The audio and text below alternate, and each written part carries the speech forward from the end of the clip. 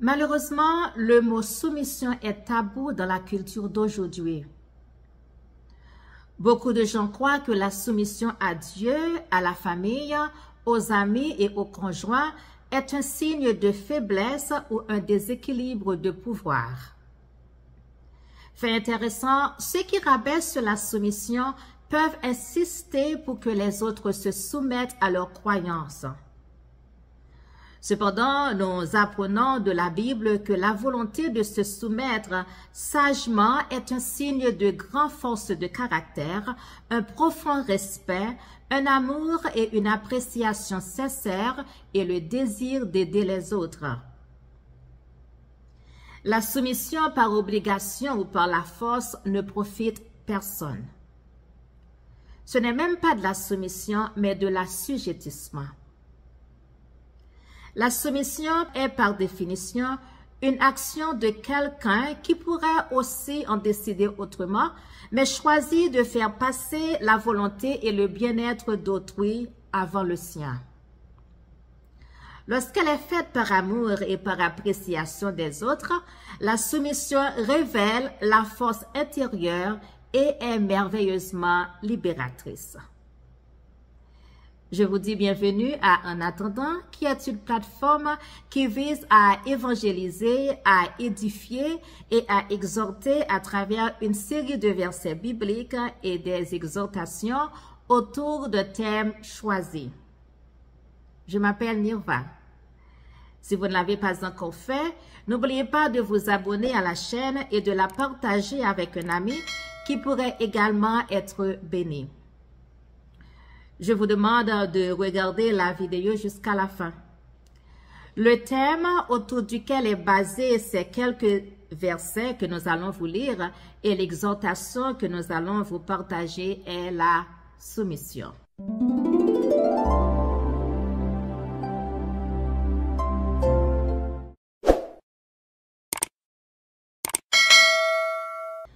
Le mot soumission dans la Bible vient du mot grec opotasso.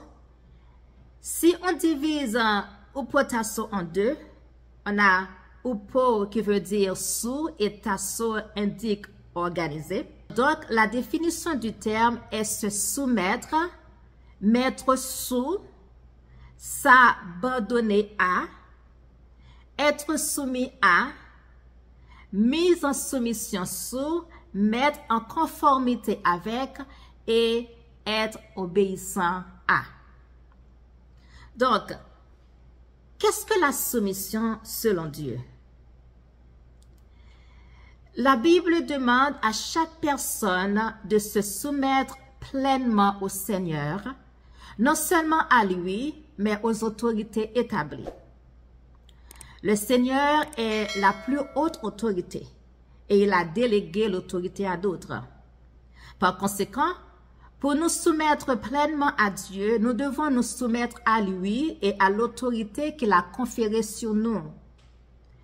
La soumission complète à lui est un mode de vie, pas quelque chose qui arrive occasionnellement. Lorsque nous ne prenons pas le temps d'ouvrir nos Bibles, de louer Dieu, tout remettre constamment entre ses mains, il est facile de tomber dans les mensonges et la tromperie du monde. La soumission à Dieu est la première étape de l'obéissance. La soumission à Dieu, c'est lui obéir, apprendre à trouver de la joie à faire ce qu'il commande. Cela implique de rechercher la volonté de Dieu et de la suivre de tout cœur dans un amour authentique et un profond respect pour lui. La soumission aux voies de Dieu n'est pas un fardeau, mais elle vous libère en fait pour profiter de la vie telle qu'il l'a créée à l'origine, vous empêchant de devenir asservi aux choses pécheresses qui vous distraient ou vous blessent.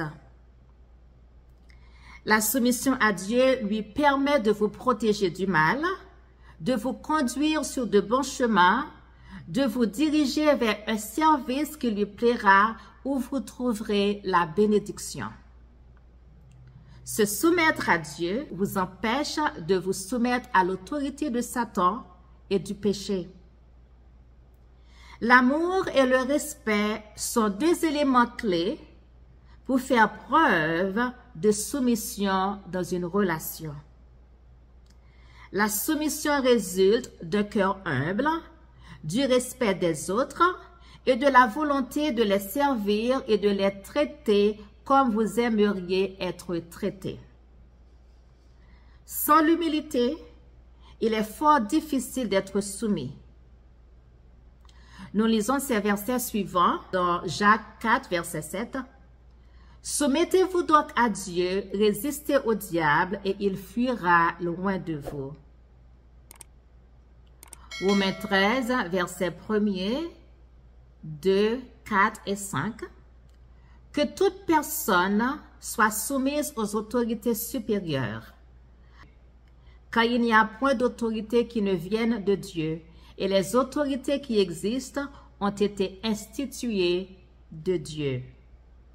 C'est pourquoi celui qui s'oppose à l'autorité résiste à l'ordre que Dieu a établi, et ceux qui résistent attireront une condamnation sur eux-mêmes. Le magistrat est serviteur de Dieu pour ton bien, mais si tu fais le mal, crains, car ce n'est pas en vain qu'il porte l'épée.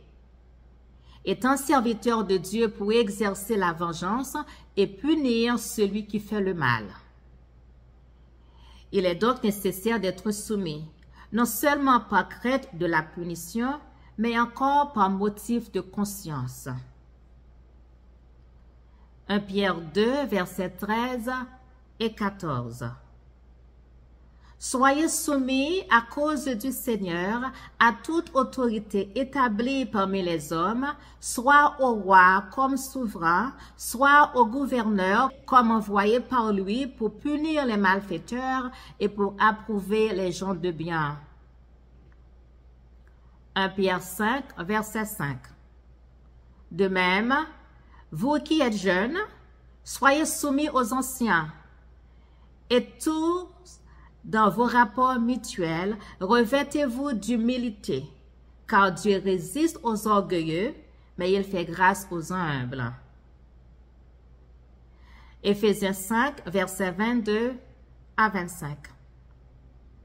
Femmes, soyez soumises à vos maris comme au Seigneur, car le mari est le chef de la femme, comme Christ est le chef de l'Église, qui est son corps et dont il est le sauveur. Or, de même que l'Église est soumise à Christ, les femmes aussi doivent l'être à leur mari en toutes choses. Marie, aimez vos femmes, comme Christ a aimé l'Église et s'est livré lui-même pour elle. Qu'est-ce que la soumission à Dieu? Se soumettre à Dieu signifie que nous devons être prêts à tout abandonner pour lui et à le suivre. Quand nous nous soumettons à Dieu, nous lui faisons confiance en le laissant nous guider. Nous reconnaissons sa seigneurie et nous l'honorons. Nous abandonnons à lui tous nos désirs, nos besoins, nos manques et nos espoirs. Nous nous appuyons sur lui. Nous nous dépendons de lui, il devient le centre de notre vie, il est notre tout. Avec notre nature pécheresse, il est plus facile de nous soumettre au diable que de nous soumettre à Dieu. Car la chair aime à satisfaire ses propres désirs, tandis que la soumission à Dieu demande plus de volonté et de maîtrise de soi de notre part. La soumission à Dieu exige que nous renoncions à nous-mêmes et suivions Jésus. Bien qu'il soit difficile de nous soumettre à Dieu, nous devons essayer et demander au Saint-Esprit de nous aider. Le Saint-Esprit est là pour nous aider dans notre marche avec Dieu. Dans Genèse 12, versets 1er et 4, nous lisons, « L'Éternel dit à Abraham, « Va-t'en de ton pays, de ta patrie et de la maison de ton père, dans le pays que je te montrerai. Abraham partit comme l'Éternel le lui avait dit. Exode 7, verset 6. Moïse et Aaron firent ce que l'Éternel leur avait ordonné. Proverbe 3, verset 5 à 7. Confie-toi en l'Éternel de tout ton cœur et ne t'appuie pas sur ta sagesse. Reconnais-le dans toutes tes voies et il aplanira tes sentiers. Ne sois point sage à tes propres yeux, crains l'Éternel, détourne-toi du mal. Matthieu 26, verset 39. Puis, ayant fait quelques pas en avant, il se jeta sur sa face et pria ainsi. Mon Père, s'il est possible que cette coupe s'éloigne de moi, toutefois, non pas ce que je veux, mais ce que tu veux. Jacques 4, verset 7. Soumettez-vous donc à Dieu, résistez au diable et il fuira loin de vous. Comment dois-je me soumettre à Dieu? Nous devions tout confier à Dieu. Pour se soumettre à Dieu, il faut à la fois se sacrifier et le suivre. Sans ces deux aspects, nous ne nous soumettons pas vraiment à Dieu. Dans Luc 9, verset 23, puis il dit à tous, « Si quelqu'un veut venir après moi, qu'il renonce à lui-même, qu'il se charge chaque jour de sa croix et qu'il me suive. » Quelles sont les étapes de montrer la soumission?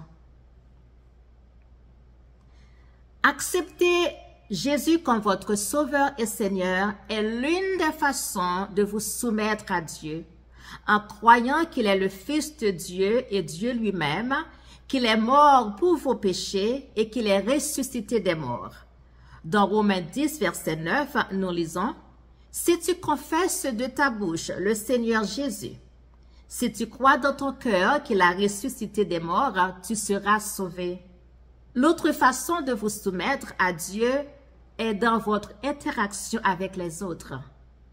L'amour de Dieu doit être reflété dans votre relation avec vos prochains, soit votre conjoint ou conjointe, vos membres de la famille, vos amis et d'autres.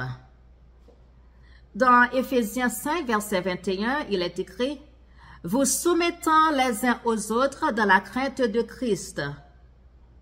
Et aussi dans Matthieu 25, verset 40, « Toutes les fois que vous avez fait ces choses à l'un de ces plus petits de mes frères, c'est à moi que vous les avez faites. »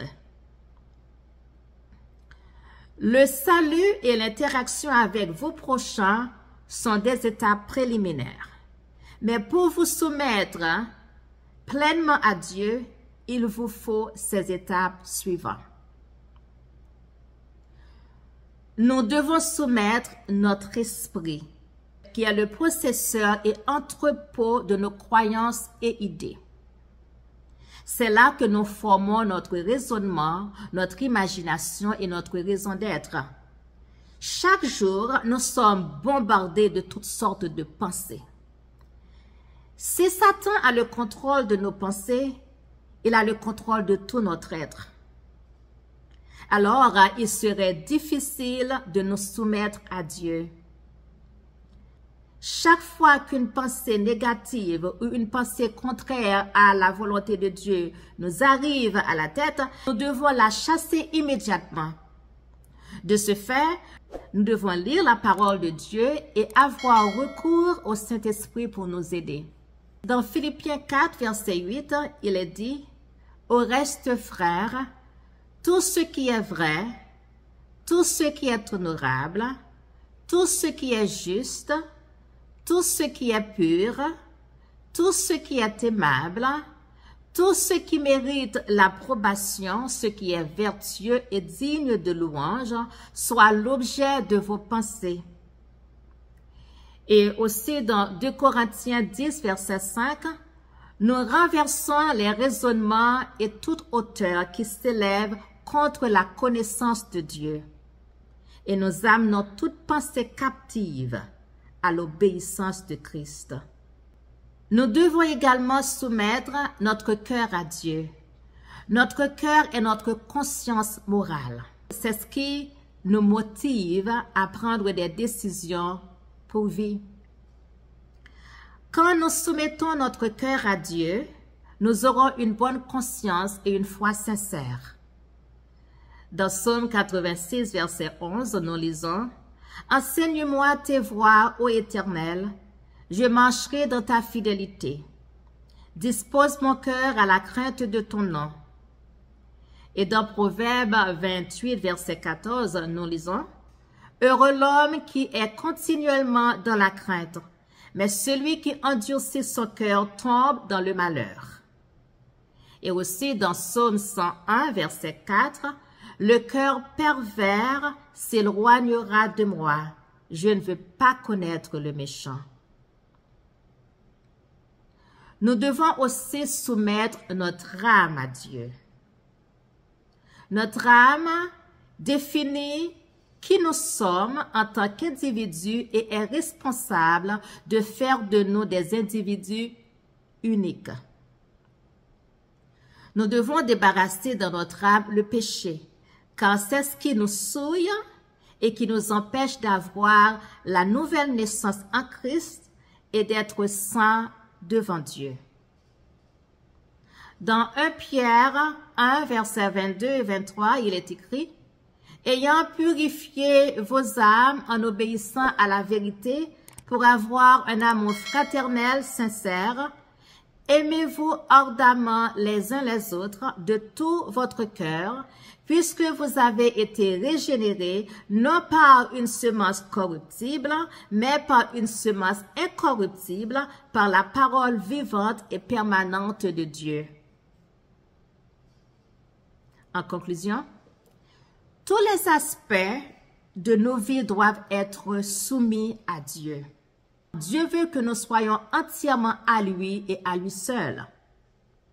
Nous devons l'honorer en lisant sa parole pour connaître sa volonté et l'adorer pour avoir une communion avec lui.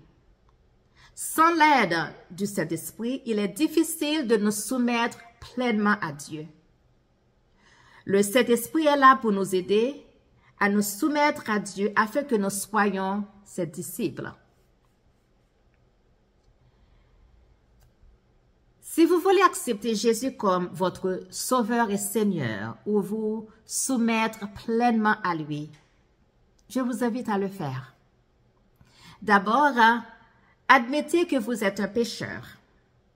Dans Romains 3, verset 23, la Bible dit « Car tous ont péché et sont privés de la gloire de Dieu. » Et dans 1 Jean 1, verset 9, « Si nous confessons nos péchés, il est fidèle et juste pour nous pardonner et pour nous purifier de toute iniquité. » Ensuite, croyez que Jésus est le Fils de Dieu. Dans Jean 3, verset 16, il est dit « Car Dieu a tant aimé le monde qu'il a donné son Fils unique, afin que quiconque croit en lui ne périsse point, mais qu'il ait la vie éternelle. » Enfin, confessez votre foi en Jésus-Christ comme Sauveur et Seigneur. Dans Romains 10, verset 9, nous lisons « Si tu confesses de ta bouche le Seigneur Jésus, si tu crois dans ton cœur que Dieu l'a ressuscité des morts, tu seras sauvé. » Alors, prions ensemble. Éternel, je sais que je suis un pécheur. Je te demande pardon pour mes péchés. Je crois que Jésus est le Fils de Dieu. Je te demande d'entrer dans ma vie et d'être mon Sauveur et mon Seigneur. Dans le nom de Jésus, je prie. Amen. Si vous faites cette prière et acceptez Jésus dans votre vie, je vous demande de vous trouver une église où la parole authentique de Jésus-Christ est prêchée. Et n'oubliez pas de taper « Sauvé » dans la section commentaire de la vidéo. N'oubliez pas la promesse de Dieu pour vous. dans Proverbe 28, verset 18, il est dit, « Lorsque les gens n'acceptent pas la direction divine, ils se déchaînent, mais celui qui obéit à la loi est heureux. » Que Dieu vous bénisse et à la prochaine.